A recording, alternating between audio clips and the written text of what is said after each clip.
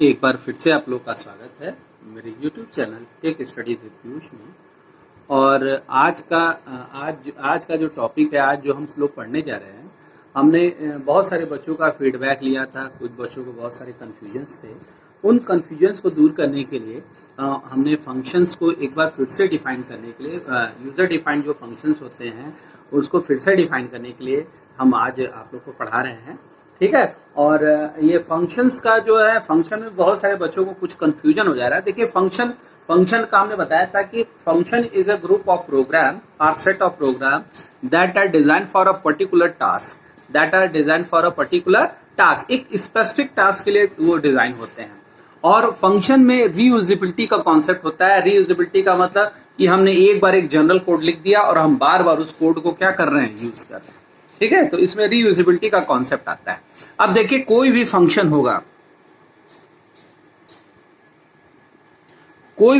होता है, उस फंक्शन में दो चीजें होती हैं।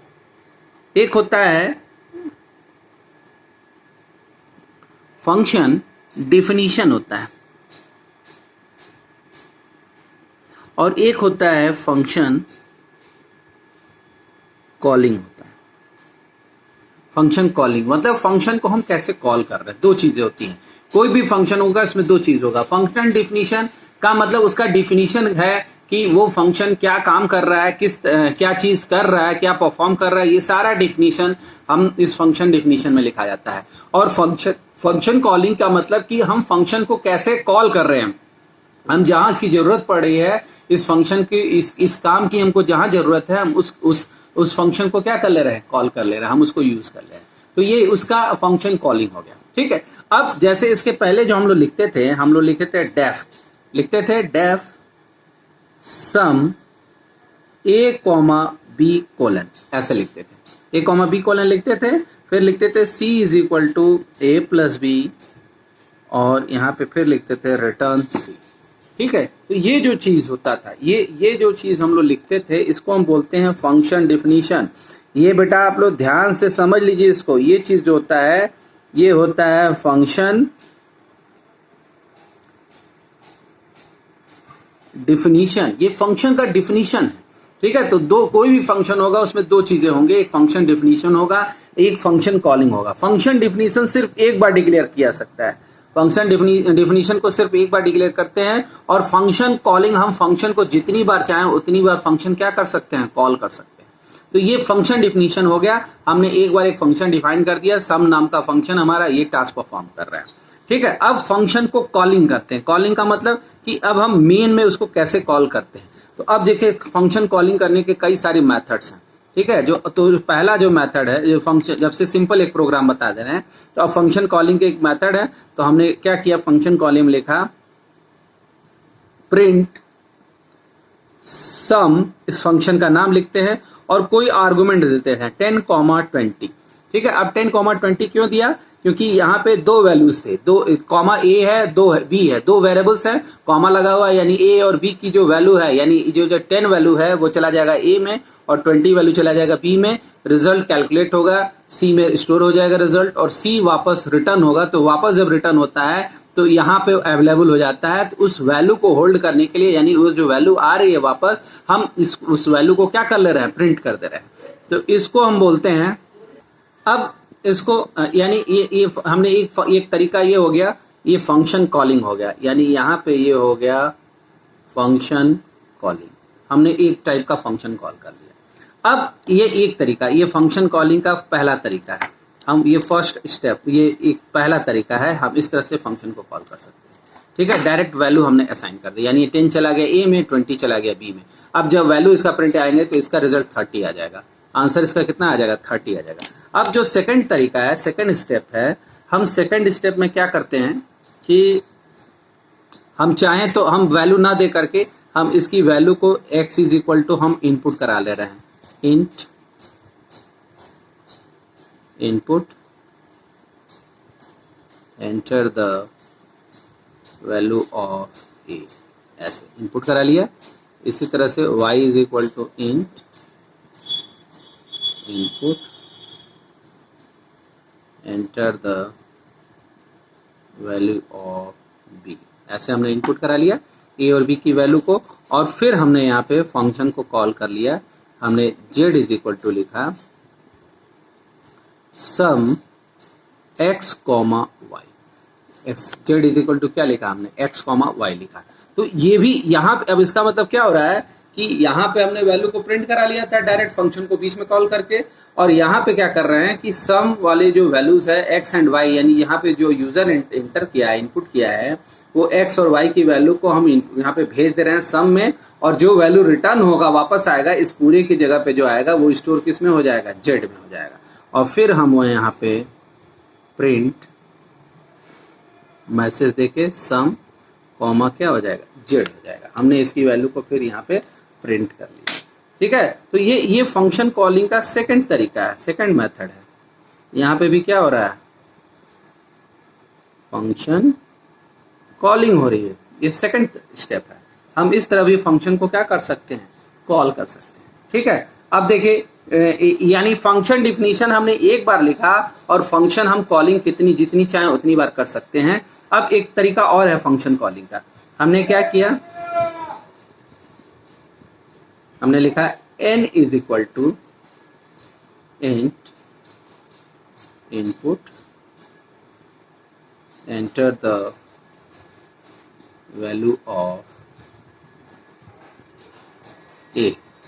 हमने यहां भी इनपुट करा लिया, m is equal to int input enter the value of b, ऐसे b की वैल्यू को एंटर करा लिया। और फिर यहाँ पे हमने क्या किया, हमने प्रिंट डायरेक्ट लिखा, प्रिंट सम यानी रिजल्ट है कॉमा सम फंक्शन है n कॉमा m, ऐसे। यानी अब यहाँ पे क्या कर रहे हैं, दो वैल्यू को इनपुट कर ले रहे हैं और उसकी वैल्यू को प्रिंट फंक्शन में पास कर दे रहे हैं। यानी यहाँ ये भी फंक्शन कॉलिंग का थर्ड स्टेप है, थर्ड तरीका, मेथड है फंक्शन कॉलिंग का थर्ड स्टेप। यानी अब इस तरह से हम किसी भी एक मेथड से हम फंक्शन को क्या कर सकते हैं, कॉल कर सकते हैं। तो यानी कई सारे फंक्शन कॉलिंग के हमारे कई सारे मेथड्स हैं। फंक्शन कॉलिंग 1 है, फंक्शन कॉलिंग 2 है और फंक्शन कॉलिंग 3 है।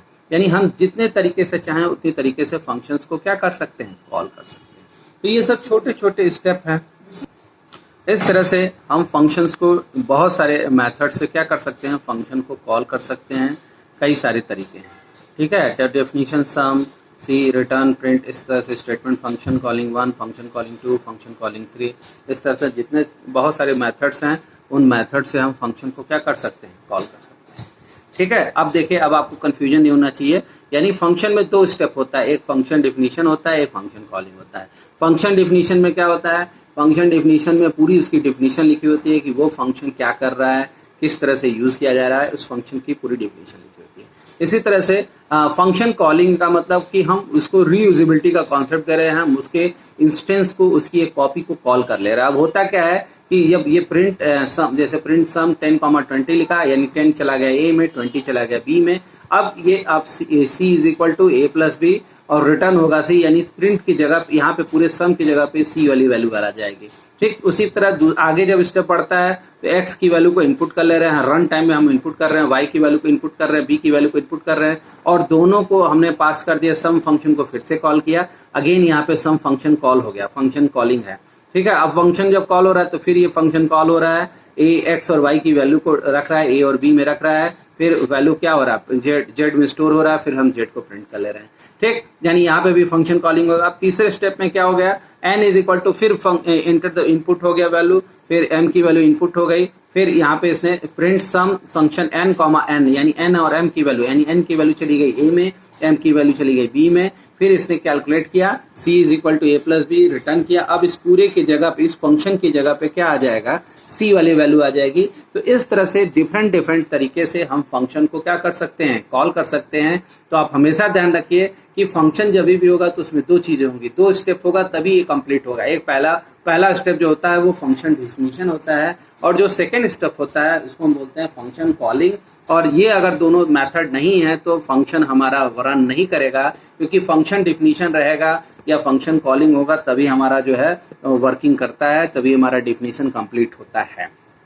ठीक है, अब इसी तरह से एक प्रोग्राम हम लोग देखते हैं, अगला एक प्रोग्राम छोटा सा देखते हैं फंक्शन से कि right a function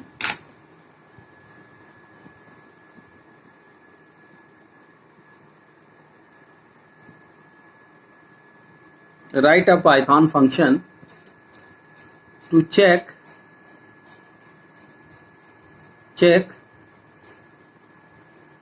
input number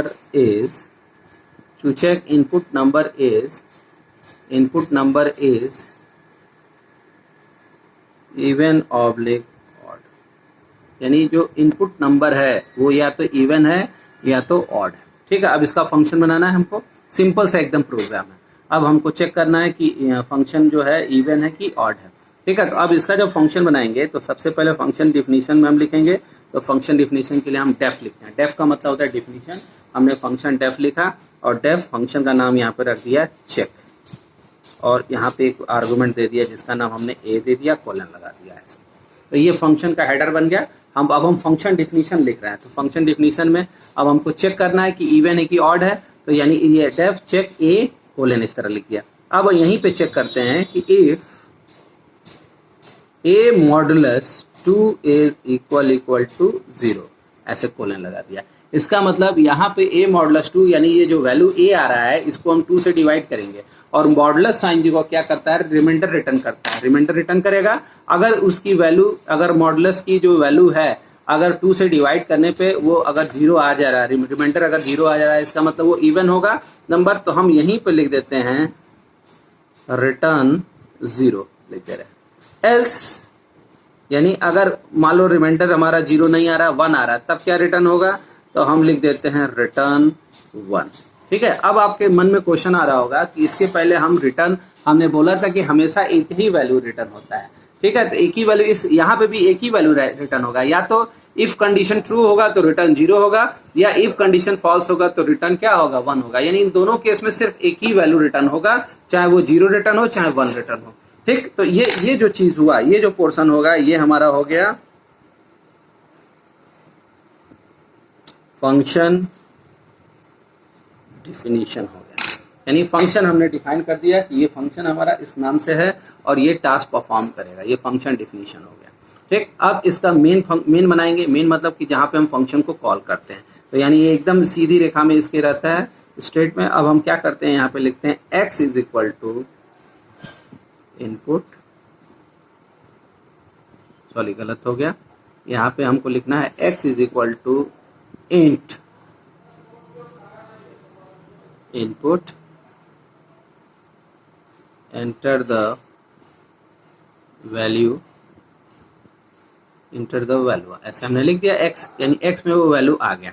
अब x की जो वैल्यू है अब हम इसको पास करेंगे, भेजेंगे, फंक्शन को कॉल करेंगे, चेक फंक्शन को।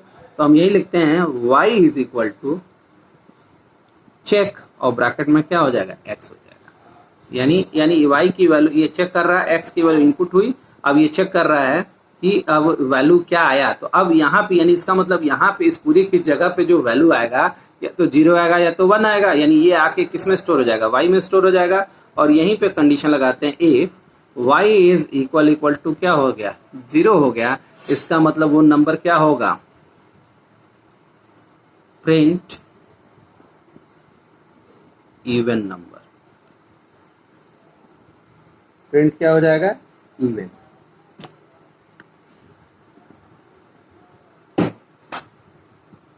प्रिंट हो गया इवन। एल्स कोलन प्रिंट हो जाएगा ऑड नंबर, ऐसे ही। ठीक है, तो write a program to check the input number is even और ऑड। तो इसका पूरा ये कंप्लीट प्रोग्राम हो गया।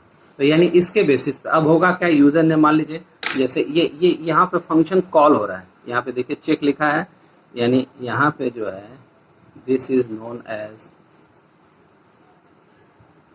फंक्शन कॉलिंग, इसको हम बोलते हैं फंक्शन कॉलिंग। यानी बिना फंक्शन डिफिनीशन के और बिना फंक्शन डिफिनीशन को हमको कॉल करना पड़ता है, और कॉल करने में दोनों के आर्गुमेंट सेम होने चाहिए, और ये वैल्यू हमेशा कोई ना कोई वैल्यू रिटर्न करता है, तो या तो इसको प्रिंट में या तो इसको किसी वेरिएबल में क्या करते हैं, स्टोर कर लेते हैं इसकी वैल्यू को, और उसके बाद उसको चेक करते हैं।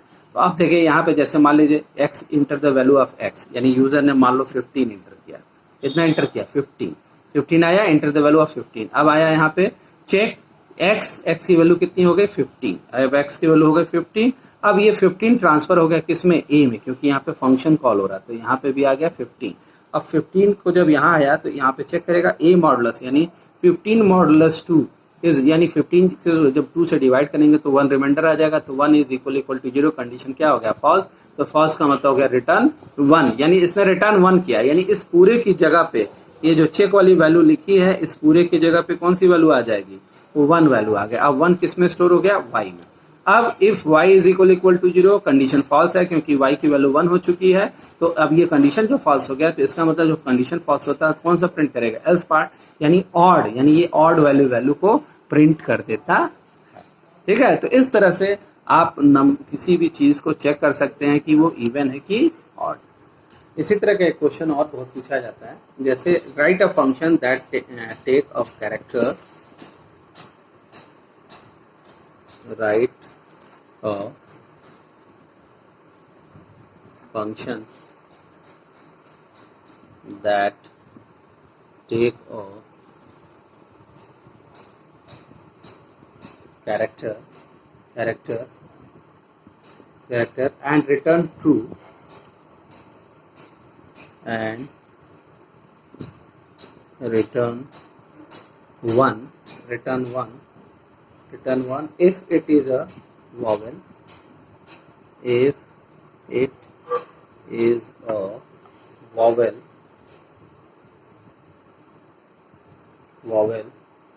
comma 0 otherwise, 0 otherwise, यानी write a function that take a character and return 1 if it is a vowel, otherwise 0 otherwise, यानी अदरवाइज ये 0 रिटर्न करेगा, अदरवाइज क्या रिटर्न करेगा, 0 रिटर्न करेगा। अब इस क्वेश्चन में यानी इसमें करना क्या है हमको, कि हमको अगर वॉवेल है तो vowel that take a character and return 1 if it is a vowel, otherwise 0 return करना है। तो अब इसका फंक्शन डिफिनीशन लिखेंगे, तो फंक्शन डिफिनीशन के लिए हम सबसे पहले क्या लिखेंगे, टेफ, और फंक्शन का नाम मान लो हम लिख देते हैं वॉवेल, फंक्शन का नाम हमने लिख दिया वॉवेल, ठीक है, और एक वेरिएबल ले लिया ch कोलन ऐसे ले लिया ch, यानी ch में वो कैरेक्टर है जिसकी वैल्यू को हमको चेक करना है, यानी ch में वो कैरेक्टर है, यानी ABCD में से जो भी वैल्यू है वो ch में स्टोर है। अब कंडीशन लगाते हैं if ch is equal to a, ऐसे, यानी ch में ch is equal to a हो या AEIOU, यानी इन सब में से कुछ भी हो, तो if ch is equal to a और ch is equal to AE और सॉरी, और ये स्मॉल रहेगा, और ये जो और होगा ये स्मॉल होगा, और ch is equal to I O और ch is equal to U O और ch is equal to AEIO OU, यानी इन पांचों में से 1 2 3 4 5, इन पांचों में से अगर कुछ भी होता है तो हमारा रिटर्न होगा, रिटर्न क्या होगा, 1 होता है, रिटर्न 1 हो गया, एल्स रिटर्न 0, अदरवाइज रिटर्न हमारा क्या होता है 0, ठीक है, तो अदरवाइज रिटर्न हमारा हो जाएगा 0। ठीक, अब यानी ये फंक्शन डिफिनीशन हो गया, यानी AEIOU को चेक कर ले रहे हैं और एल्स रिटर्न 0 कर रहे हैं। अब इसका फंक्शन यानी मेन जो होगा, यानी फंक्शन को कॉल करेंगे, तो हम करते क्या हैं, हम लिखते हैं C is equal to input enter the character, ऐसे एंटर द क्या हो गया, कैरेक्टर हो गया। अब चेक कर लो, चेक करना है, इनपुट द कैरेक्टर हो गया, ch में वो वैल्यू आ गया, अब हमको चेक करना है या हमको प्रिंट करना है, तो हम डायरेक्ट यहीं पे लिख देते हैं प्रिंट और इस फंक्शन का नाम है वॉवेल, और वावेल करके और हम इस सी को पास कर देते हैं। इस सी को यहाँ पे क्या कर दिया, पास कर दिया। अब इसका मतलब जब वावेल फंक्शन कॉल होगा, यहाँ पे जो सी पास करेंगे, अब वावेल जो फंक्शन आएगा, अगर ये वैल्यू वावेल्स में से होगा तो 1 रिटर्न करेगा, प्रिंट 1 हो जाएगा। और अगर वावेल नहीं होगा तो वो क्या प्रिंट करेगा, रिटर्न करेगा, 0 करेगा। तो इस तरह से छोटे छोटे प्रोग्राम्स को हम बना के करके प्रैक्टिस भी कर सकते हैं। ठीक है, इसी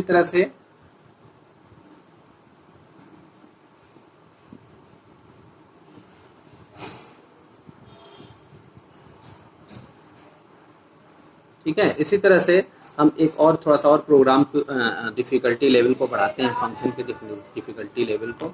इस तरह से आप अब नेक्स्ट प्रोग्राम है, नेक्स्ट फंक्शन है, write a program, write a function, not program, write a function,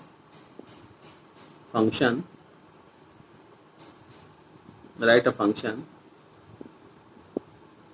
अब हम लोगों ने फर्स्ट ईयर में जितने भी प्रोग्राम बनाए थे, सारे प्रोग्राम्स को हम लोग फंक्शन से भी बना सकते हैं। तो write a function to print, write a function to print the table of any input number, यानी किसी भी नंबर का अब हमको टेबल प्रिंट करना है। तो टेबल वाले में क्या लॉजिक होती थी, टेबल वाले में आपकी लॉजिक याद भी होगी कि टेबल का मतलब हो गया जैसे 1:2 का टेबल प्रिंट करना, तो 2 1 जा 2, 2 2 जा 4, 2 3 जा 6, यानी ये अब तक कहाँ तक जाता है, 10 × 10 यानी 20 तक जाता है। यही लॉजिक होता है। अब इसको फंक्शन यानी एक हमको लूप चलाना पड़ेगा जो 1 से लेकर कहाँ तक का चलेगा, 10 तक का लूप चलेगा। अब फंक्शन में हम लूप भी ला रहे हैं। ठीक है, अब देखिए फंक्शन में हम क्या ला रहे हैं, लूप भी ला रहे हैं फंक्शन। तो अब देखिए सबसे पहले हम बनाएंगे, लिखेंगे डेफ हमने लिखा, हमने मान लीजिए फंक्शन का नाम रख दिया टेबल और एक वेरिएबल ले लिया x और कोलन लगा दिया। फंक्शन का नाम हमने टेबल रख दिया, हमने एक x ले लिया। अब हमको क्या है, हमको करना ये है कि जो भी हम वो करें उसकी टेबल को वो क्या करे, प्रिंट कर दे। ठीक है, टेबल को प्रिंट कर दे। अब टेबल को प्रिंट कराने के लिए टेबल x हो गया। अब हमने यहाँ पे एक लूप चलाया, for I in range 1, x + 1 ऐसे। और देन क्या लिखा, कोलन लिखा। अब x + 1 क्यों लिखा हमने, क्योंकि हमारा जो वैल्यू है वो यहाँ पे हम जो वैल्यू होती है वो -1 होता है, तो x + 1 यानी माइनस प्लस कट जाएगा, यानी x तक वैल्यू जाएगा। और यहीं पे हम करते क्या हैं, हम लिखते हैं प्रिंट, और प्रिंट हम क्या लिखेंगे, x × i, x इंटू क्या कर दिया, i कर दिया। अब यहाँ पे देखिए रिटर्न हम वैल्यू को नहीं कर रहे हैं, हम रिटर्न वैल्यू को नहीं कर रहे हैं और ये डायरेक्ट वैल्यू को प्रिंट करा रहे हैं। अब इसका मेन बनाएंगे, तो अब मेन वाले में फंक्शन में हम लिखेंगे a = int input, enter the value of x। हमने वैल्यू को एंटर करा लिया और यहीं पे इस फंक्शन को कॉल कर लेते हैं प्रिंट टेबल, और हमने a को भेज दिया, a को क्या कर दिया, पास कर दिया। तो इस तरह से ये प्रोग्राम हमारा क्या हो गया, रन कर जाएगा। यानी अब होगा क्या कि जिस टेबल का हमको प्रिंट करना होगा वो टेबल यहाँ पे वैल्यू आएगा, वो वैल्यू पास हो जाएगी किसमें, x में, और फिर यहाँ पे लूप चला करके उस वैल्यू को प्रिंट करा लेंगे। ठीक है, तो इस तरह से हम छोटे छोटे प्रोग्राम्स को बना सकते हैं, हम देख भी सकते हैं। ठीक, अब हम जितने भी प्रोग्राम्स बनाए, चाहे वो प्राइम नंबर का प्रोग्राम बनाए हो, चाहे कोई भी बनाए हो, अब हम जैसे इसमें हम एक चाहें तो एक प्रोग्राम भी देख सकते हैं कि दो इनपुट नंबर इज प्राइम और नॉट। तो प्राइम नंबर की क्या लॉजिक होती है, प्राइम नंबर की ये लॉजिक होती है, जैसे मान लीजिए 4 है, ठीक है, तो 1 2 3 4, यानी 1 से डिवाइड हो जाएगा, 2 से डिवाइड भी हो जाएगा, 3 से डिवाइड नहीं होगा, 4 से डिवाइड होगा, यानी ये कितने टाइम डिवाइड हो रहा है, 3 टाइम्स डिवाइड हो रहा है। तो ये प्राइम नंबर नहीं है, ये प्राइम नंबर नहीं है। प्राइम नंबर की खासियत ये होती है कि the number which is divisible by itself और 1, वो ऐसे नंबर्स प्राइम नंबर होते हैं। अब जैसे 5 है तो 5 के लिए 1 2 3 4 5, यानी जो नंबर होगा वहां तक का, 1 से लेकर वहां तक के नंबर्स को लिख करके काटते हैं। 1 से डिवाइड हो जाएगा, 2 से डिवाइड नहीं होगा, 3 से भी डिवाइड नहीं होगा, 4 से डिवाइड नहीं होगा, 5 से डिवाइड होगा, यानी कितने टाइम डिवाइड हुआ है? 2 टाइम, यानी ये प्राइम नंबर है। यानी ऐसे नंबर जो खुद से डिवाइड हो और किसी और से डिवाइड नहीं हो, ऐसे नंबर्स को हम क्या बोलते हैं? प्राइम नंबर बोलते हैं। अब प्राइम नंबर का प्रोग्राम हम फंक्शंस के थ्रू बनाते हैं, ठीक है। प्राइम नंबर का प्रोग्राम जब बनाएंगे, right a function to check input number is prime, return 1, otherwise return 0। यानी अगर वो प्राइम नंबर है तो 1 रिटर्न करेगा, अदरवाइज क्या रिटर्न करेगा? 0 रिटर्न करेगा। अब इसको चेक करना है, ठीक है। तो अब देखिए, इसको जब बनाएंगे प्रोग्राम तो हम फिर वही लिखेंगे डेफ, और यहाँ पे हमने लिखा प्राइम और वेरिएबल एक ले लिया x, ऐसे ले लिया, ठीक है। अब हमको चेक करना है, तो अब हम प्राइम नंबर का भी हम लोग देख लिए थे कि ऐसे नंबर जो खुद से डिवाइड होते हैं और 1 से डिवाइड होते हैं, ऐसे नंबर प्राइम नंबर होते हैं, ठीक है। तो अब सबसे पहले इसको एक वेरिएबल ले लेते हैं c = 0। अब इसको डिवाइड करते हैं, ठीक है। तो डिवाइड करने के लिए लूप चलाएंगे, लिखेंगे for i in range bracket में 1, x + 1। अब x + 1 हमने क्यों लगाया आपको पता ही है, क्योंकि x बाय डिफॉल्ट x - 1 होता है, तो इसलिए x + 1 हमने लगा दिया। अब इसको डिवाइड करेंगे, if x modulus i is = 0, यानी जब i की वैल्यू पहले 1 होगी, फिर 2 होगी, फिर 3 होगी, फिर 4 होगी, यानी अगर हम इससे डिवाइड करते जा रहे हैं, अगर ये हमारा डिवाइड हो जा रहा है, ठीक है। If x modulus i is = 0 then c = c + 1, ठीक है। और फिर यहाँ पे लिखते हैं, यहीं पे इफ के बाद, इफ ये फॉर केस में हम लिखते हैं इफ c = 2, यानी वो नंबर 2 बार अगर डिवाइड हुआ है तो देन क्या हो जाएगा? रिटर्न 1 हो गया, एल्स रिटर्न 0 हो गया, ठीक है। एल्स रिटर्न क्या हो जाएगा? 0 हो जाएगा। आप लोग बेटा नोट करते चलिए, अदरवाइज क्या हो जाएगा? 0 रिटर्न हो गया। अब बनाएंगे मेन फंक्शन, ठीक है। अब मेन फंक्शन जब बनाएंगे तो मेन जो फंक्शन बनाएंगे तो हमने एक वेरिएबल ले लिया, a = input enter the number, ठीक है, and input enter the number हो गया, एंटर द नंबर हो गया। अब इस नंबर में, यानी अब इस फंक्शन को कॉल करेंगे, देन प्रिंट ब्रैकेट में क्या हो जाएगा? प्राइम, और फिर यहाँ पे वैल्यू जो ले लेंगे वो ले लेंगे a ले लेंगे, ऐसे, ठीक है। अब देखिए क्या होगा। अब जैसे मान लीजिए यूजर ने 5 एंटर किया, यूजर ने कितना एंटर किया? 5, तो यानी a की वैल्यू हो गई 5, a की वैल्यू कितनी हो गई? 5, यानी यहाँ पे जब आएंगे तो x की वैल्यू भी कितनी हो गई? 5।